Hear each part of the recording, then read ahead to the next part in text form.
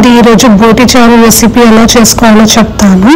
So ముందుగా 1 kg బోటి తీసుకోవాలి. తీసుకొని 6 to 10 times వరకు హాట్ వాటర్లో వాష్ చేయాలి.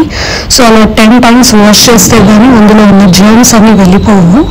సో ఆ తర్వాత వాష్ చేసిన బోటిని కుక్కర్లో తీసుకొని ఒక 11 విజిల్స్ వచ్చే వరకు బాగా ఉడకనివ్వాలి.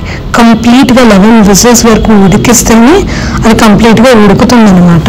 ఆ తర్వాత ఒక ప్యాన్ తీసుకొని 1/2 cup ఆఫ్ ఆయిల్ వేసుకోవాలి. సో 1/2 cup అంటే 3 to 4 tablespoons ఆఫ్ ఆయిల్ అనమాట. సో వాటిలోని ఒక 2 tablespoons ఆఫ్ ఆవాలు వేసుకొని లో ఫ్లేమ్లో హీట్ చేసుకోవాలి. ఇప్పుడు ఎండుమిరపకాయలు ఒక 2 to 3 ఎండుమిరపకాయలు ఇలా కట్ చేసుకొని వేసుకోవాలి. అందులోనే ఉల్లిపాయ ముక్కలు 2 మీడియం సైజ్డ్ ఉల్లిపాయ ముక్కలు కట్ చేసుకొని వేసుకోవాలి. ఇప్పుడు అందులోనే ఒక 6 to 7 పచ్చిమిరపకాయలు కూడా వేసుకోవాలి మన కారానికి తగినంత. సో ఉల్లిపాయ ముక్కలు లైట్ బ్రౌన్ షేడ్లో టర్న్ అయ్యేంత వరకు వేయించుకోవాలి. సో వేయించుకుంటూ కలుపుతూ ఉండాలి. ఇప్పుడు 1 tablespoon of ginger garlic paste, అల్లం వెల్లుల్లి పేస్ట్ వేసి అది పచ్చి వాసన పోయేంత వరకు వేయించుకోవాలి.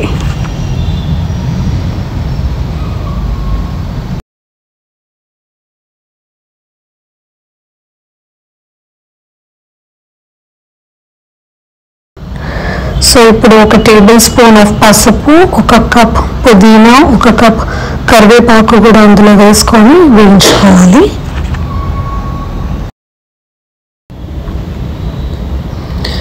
సో ఇప్పుడు అందులోనే 2 బగారా ఆకు, ఇంకా 2 ఇలాచీలు, దాల్చిన చెక్క, 2 లవంగాలు, సాజీర, ఒక 1/2 tablespoon అంతా వేసుకొని కలుపుకోవాలి. సో బాగా కలుపుకున్న తర్వాత ఇందాక ఉడకబెట్టి పక్కన పెట్టుకున్న బోటి ముక్కల్ని కూడా అందులో వేసుకొని బాగా కలుపుకోవాలి.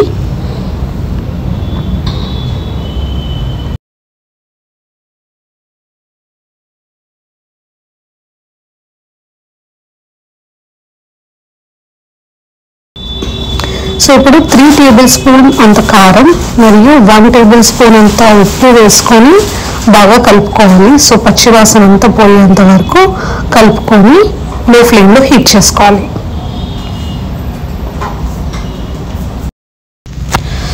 సో 10 నిమిషాల తర్వాత 3 సన్నగా కట్ చేసుకున్న టమాటో ముక్కల్ని వేసి 4 cups ఆఫ్ వాటర్ వేసి బాగా కలుపుకోవాలి అండ్ ఉడకనివ్వాలి కూడా. సో ఉడికిన తర్వాత 2 tablespoonల శనగపిండిని వాటర్లో మిక్స్ చేసుకొని ఆ మిశ్రమాన్ని బోటి చారులో వేసుకోవాలి. సో వేసుకొని బాగా కలుపుతూ ఉండాలి, ఉండలు కట్టకుండా ఉంటుంది.